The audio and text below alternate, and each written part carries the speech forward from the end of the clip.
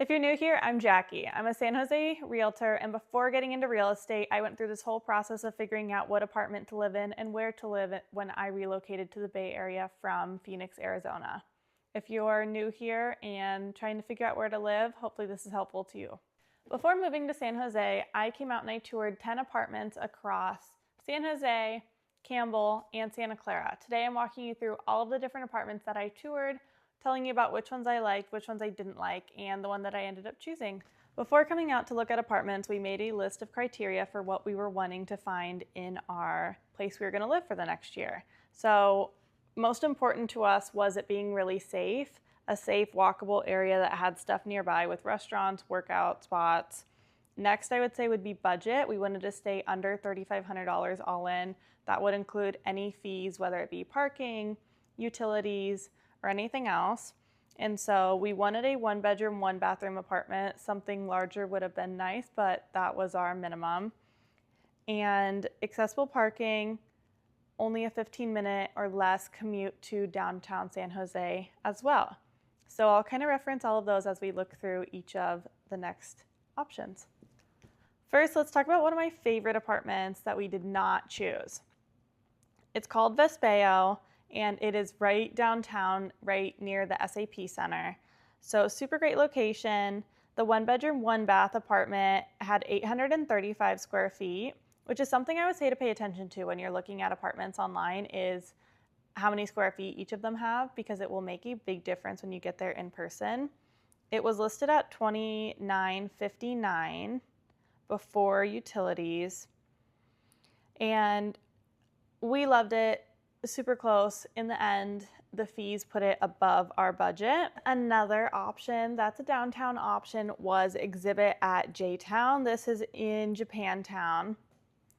Rent was $3,066 at the time, 772 square feet for the 1-bed, 1-bath there. And we rated it 4 stars.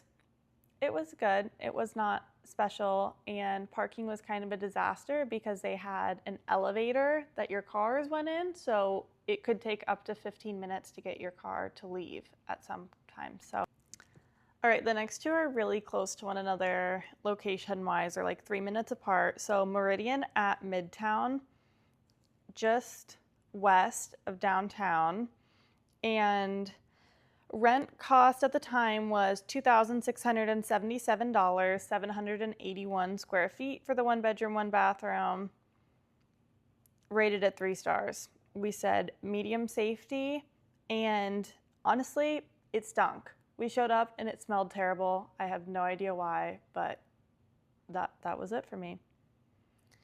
Right next to it was, well, not right next to it, but real close by was the Standard, and that one was nice, priced at $2,957 for 630 square feet for a 1-bedroom, 1-bath. We rated it 4 stars. It is a really great option for that area if that's where you want to be. Okay, let's talk about Milpitas. We went up to Milpitas to look at one place called Apex. It ended up being the only one that we looked at in Milpitas just because there's really not much to do up there. It's a very family-oriented area, which didn't really match us being in our early 20s. But we looked at Apex. It was priced at $2,809, 717 square feet, and it did not feel safe at that apartment. We showed up and there were rocks propping doors open, and there was truly not much nearby. If you want to live in the Santa Teresa area, check out Duo Apartments. They were super cute, very nice. Priced at $2,770, 642 square feet for a 1-bedroom, 1-bath, but they did have quite a few layouts for a 1-bed, 1-bath. It was really nice. There's a lot of condo townhouses all around it with a Costco right nearby. We actually go to a golf course out that way all the time. So very cute area. The last place that we went to look at apartments was in Campbell. And shocker, that's where we ended up living for the year. So we went to look at Fruitdale Station first. It's technically in Fruitdale, but right next to Campbell. It was priced at $2,699, 697 square feet for a 1 bedroom, 1 bathroom. Parking was really affordable. The amenities were nice, really close to stuff, really quick access to get on the highways nearby and get downtown. I would call it a super affordable option in a safe area. But that same day, we went and looked at the park at Pruneyard. That's where we ended up living for the year. The park at Pruneyard, their 1 bedroom, 1 bath has 750 square feet. It was priced at $2,959, and we gave it 5 stars.